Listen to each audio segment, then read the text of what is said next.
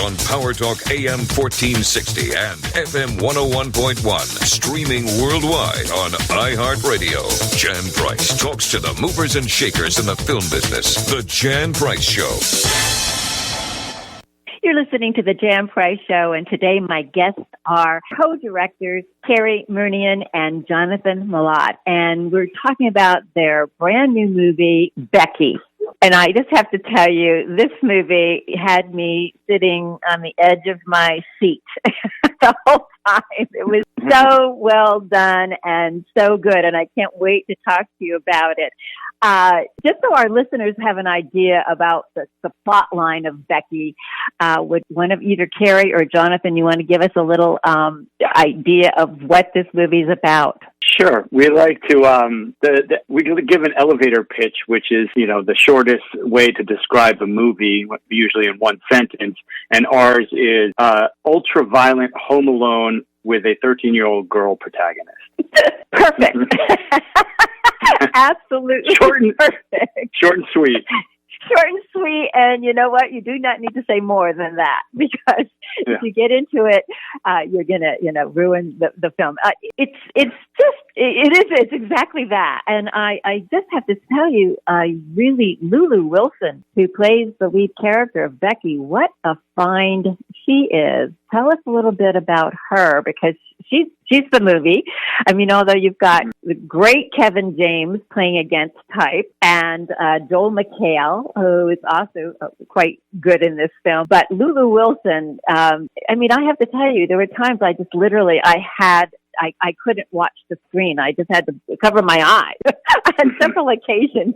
So I can't imagine as 13, 14 years old, playing this character. So tell us a little bit about her and how you found her to portray this role. Yeah, definitely. That's a good way to describe what we were trying to do. We wanted you to keep you glued to your seat watching the film, but then cover your eyes for half the movie because there's so much intensity and violence and gore that you need to hide a little. In terms of Lulu, she was amazing, and we were so lucky that really right from the start, I think she was on board, and we had been big fans of hers for a while. She's been a child actor, for a while. She's a kid, so she's really only been in the industry for a few years, but even when she was much younger, she did a movie, the sequel to Ouija, the Ouija board horror movie, and it was actually really, really just amazing on many levels. The movie was really well done. I think Mike Flanagan directed it, who's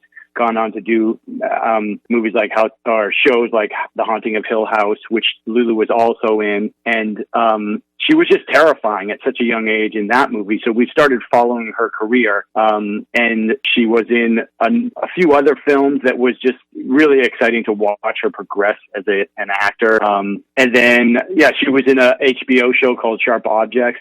So if you kind of put all these horror movies together, you put shows like Sharp Objects and The Haunting of Hill House, which are not only terrifying movies in a kind of typical genre horror sense, they're also these kind of very psychologically dark, mature, sophisticated horror movies. They really dive deep into, in our minds, things that are much more terrifying than gore or violence.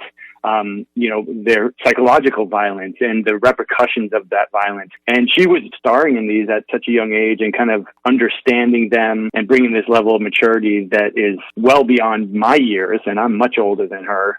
So the minute we knew we were going to really go into production on this film, we got her on board, and we never looked back. We were just so lucky to have her. Oh, she really is very, very good. I wonder why she keeps getting attracted to these kind of roles, though, because just from her resume, it sounds like she's been gravitating towards more of this genre.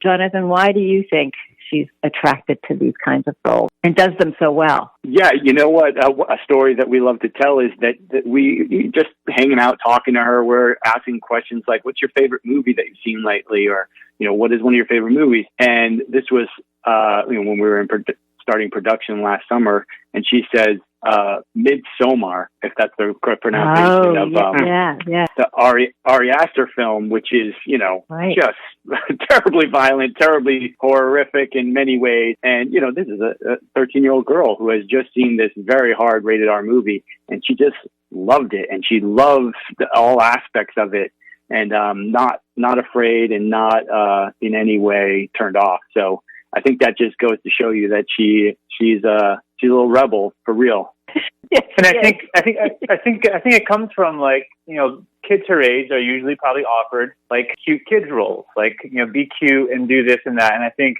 for her, she doesn't want to do that. And so the way that she's been able to explore something that's different and deeper than those kind of roles is in these kind of genre films. And so she's kind of gotten in on it. And I think she is kind of mature beyond her years, and she can kind of see that she doesn't want to be stuck doing the cute kid roles. And so this is her chance to do that. And after these kind of roles, and even in Becky's kind of like this weird mix of horror, thriller, and action. Like, she does a lot of her own stunts in this. But now from this movie, she can kind of go on and do whatever she wants. Like, she could be an action hero. She could kind of do more thriller roles. She could be more horror things. So I think she kind of likes doing those types of different sort of roles for kids her age. Yeah, she's mature beyond her years for sure. I did happen to see her this year at the Sundance Film Festival in the Glorious, where she plays the young Gloria Steinem.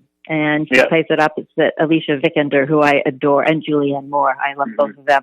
And that was different, obviously, because she's not, but she got to spread her wings in a different way in that particular movie, which will hopefully be coming out this fall. It's a really wonderful film. And it would be great to see her in something, for the audiences, to see her in something a little different than the kind of roles that she's been choosing. So what a find, though, because she carries this film.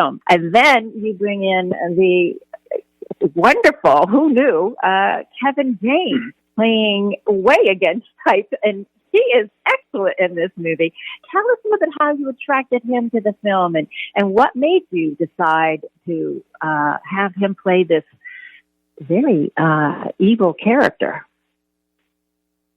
Either one can take these questions, by the way. Just jump in. We've obviously, we're fans of Kevin for much different roles. He's never done anything remotely close to this. We even talk about other comedic actors like Adam Sandler or even Joel McHale, who've all done other roles before they, kind of took turns. Like Adam Sandler is getting a lot of praise for Uncut Gems.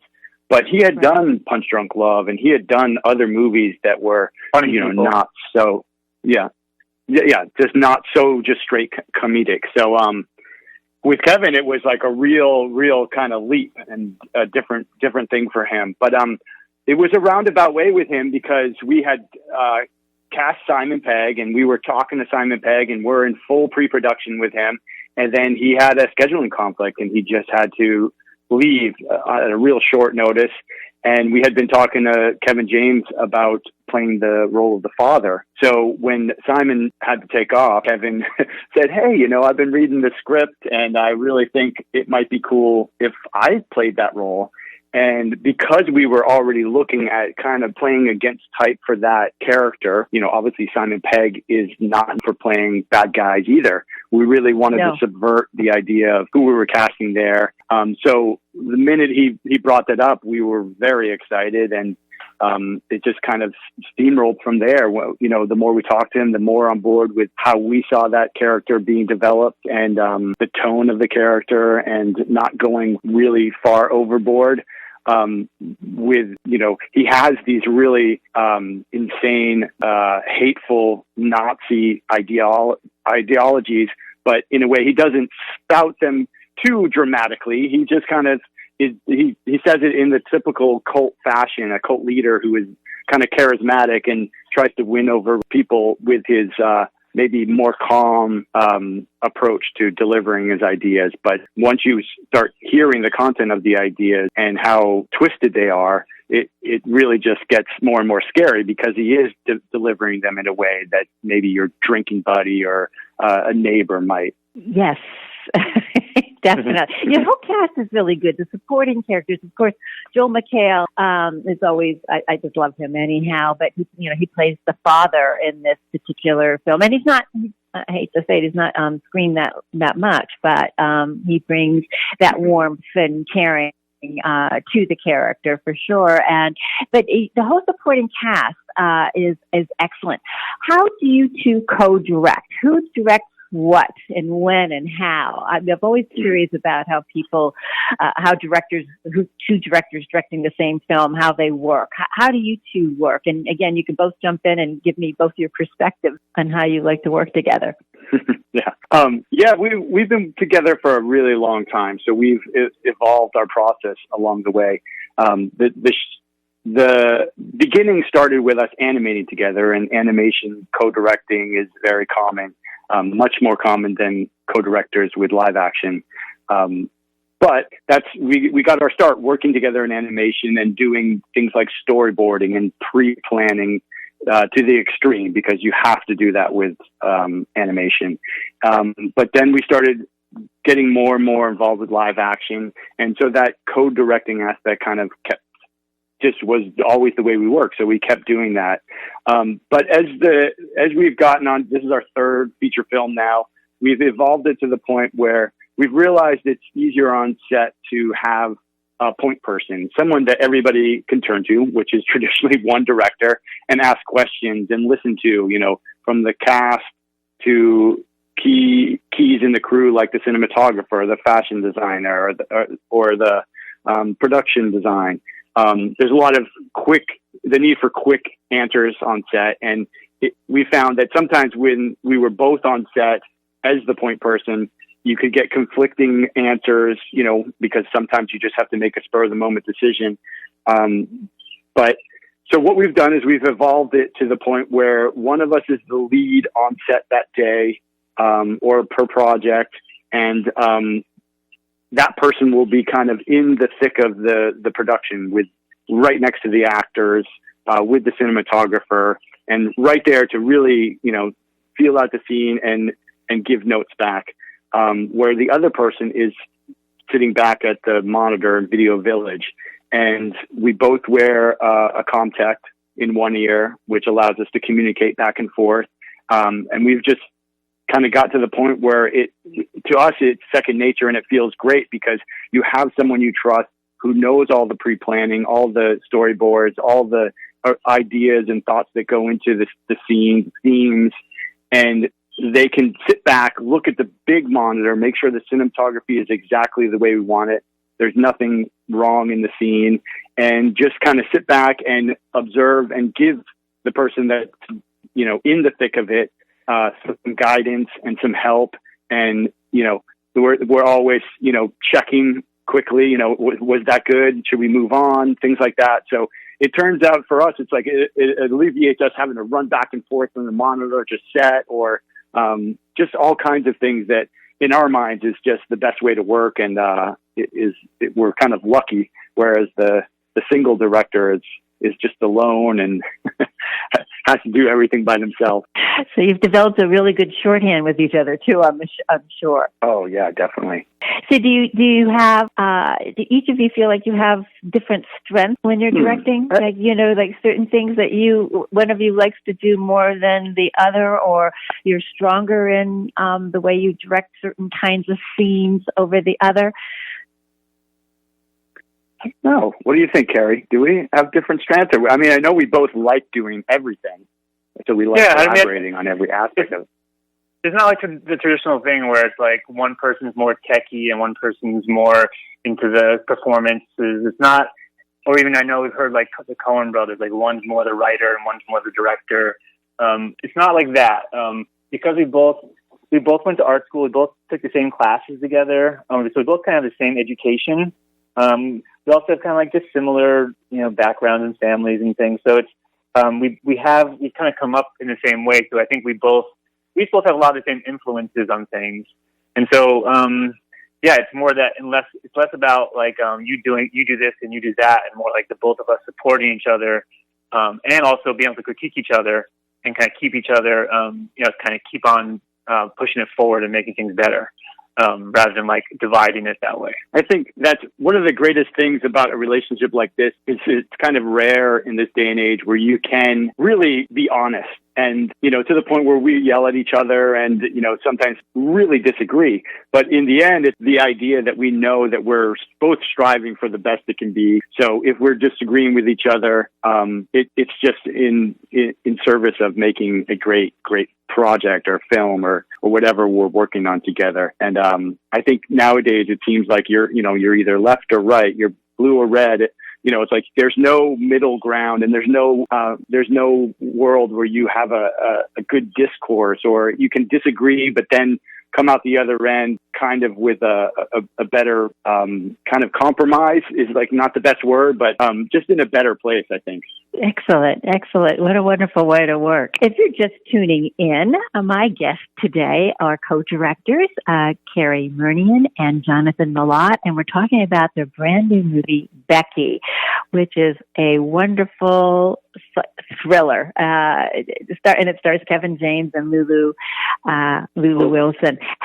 How was it directing Lulu Wilson in this role? I mean, we talked a little bit about her career and what she's like and what kind of an actress, but I mean, this is intense. So how was it directing a 13-year-old in this particular film? Where there's so much going on. Yeah, intimidating. She really was one of our favorite stories or memories of the whole process was the first day we sat down with Kevin James and Lulu to do a table read, and Kevin James comes in all casual because he's probably done 1 million table reads in comedy sitcoms. They probably do one for every show, and just really casual usually and fun. And so he comes in and he's got his reading glasses up on his forehead and he's just ready for a casual table read. Lulu comes in and she's this, little 13-year-old girl, dressed in her kind of punk clothes, and you just think it's going to be a nice little casual read through. And Kevin starts, and then Lulu comes back with just pure emotional, just intensity. And we all just kind of sit up in our chairs. Kevin James brings down his glasses, adjusts, his collar is just like, okay, this is for real. She wasn't even trying. She just brings it, So it was that kind of intensity, like right from the start, all the way to the first day of shooting where she had to let out this scream when something bad happens to one of her loved ones. And literally, the first day she's on set, she lets out this scream that just shut everyone in the crew up. Everybody turns and stops what they're doing and kind of looks. And again, we're all just, speechless and, really set the tone for how intense she was going to be for the rest of the shoot. So, but at the same time, she does that scream. You're looking in the monitor and your heart's, pounding and you're almost ready to cry because there's so much pain in her eyes and so much power. And then you all cut and she turns around, starts giggling and plays with the dog like there's nothing the matter. So just a sincere talent and professional. Wow.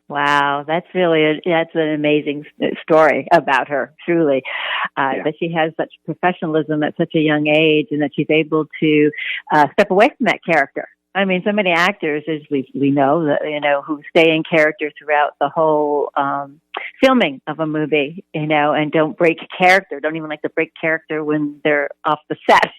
So for her to be able to jump out of that character, because to stay in that character all the time, I think would be, psychologically debilitating after a period of time, I would think. So for her to have that ability to be able to step away and not think anything of it, that's a sign of a really, go ahead. Of a good actress. Go ahead. Yes, exactly. I think it is and it's interesting for us coming from, like we said, a more design standpoint. So we didn't come up as actors going through theater school. So when we work, we like to work with actors in the way that they like to work. And we found that there's so many different approaches and techniques and methods. And like you're saying, sometimes actors just get into it and they have to stay in it. And as directors, we have to foster that kind of set and make sure that they're comfortable in whatever way that they can get to the right place. But in a way, it's a little bit easier when it's just, they can turn it on like Lulu can, where it's just go to intensity and then turn it off. And I don't think, I couldn't do that. And it's so amazing to watch people that can do that, because it is just a pure talent of on-off switch. It really is. It is an amazing talent. You've got talk about you have a background in design.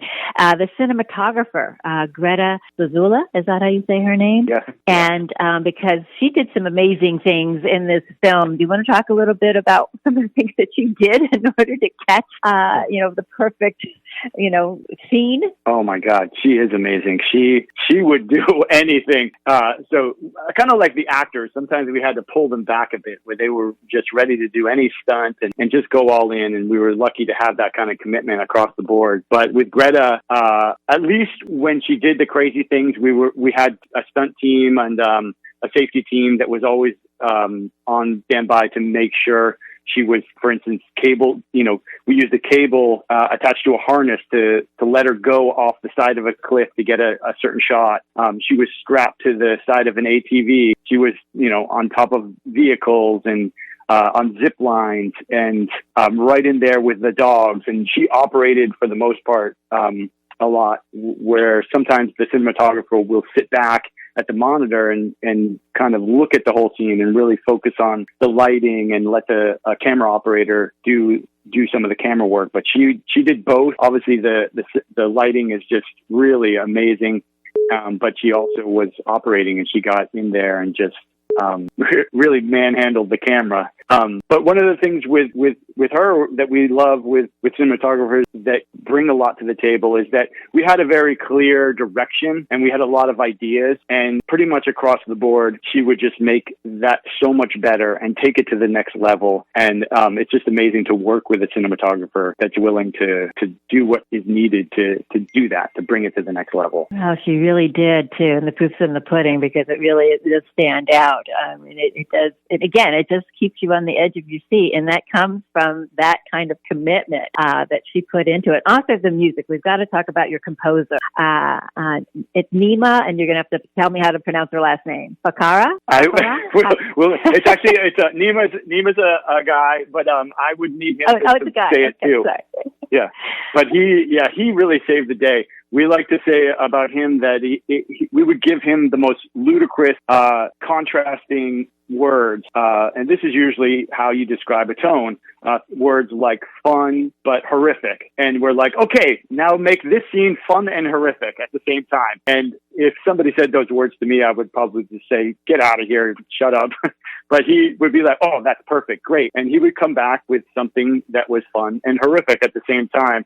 And he kind of achieved that by using really, really unique and different types of instruments and sounds, things that you wouldn't typically think of as going into a score for a movie. Things like breathing and the sound of toys and other elements that you'd find around the lake house.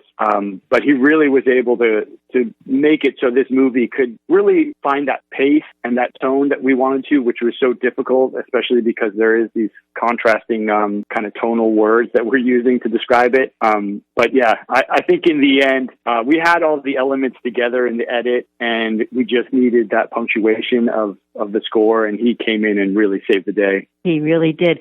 Real quick, just tell everybody where they can see this movie. I know it opened up and it's been number one. So tell everybody where they can see Becky. Yeah, it's so exciting. It's actually in a bunch of drive-ins, kind of all over the place. So try to find it at drive-ins by you, because that's a really fun place to see it. Or on anywhere you can watch video on demand, like iTunes, Amazon, Voodoo. Great. Thank you, Cary and Jonathan. I appreciate your time, and I wish you much success with this movie. People, please go see it. You'll have it's a fun ride, and as I said, it'll keep you on the edge of your seat. So thank you so much. Thank you. Thank you. I really appreciate it. Thank you. Like The Jan Price Show on Facebook, and follow us on Instagram and Twitter at The Jan Price Show. Also tell a friend about the show, and you can subscribe to this podcast on iHeart Podcast Network, and you can listen to archive shows, past shows on anywhere where you get your podcast. Thank you for listening. on PowerTalk AM 1460 and FM 101.1. Streaming worldwide on iHeart Radio. Jan Price talks to the movers and shakers in the film business. The Jan Price Show.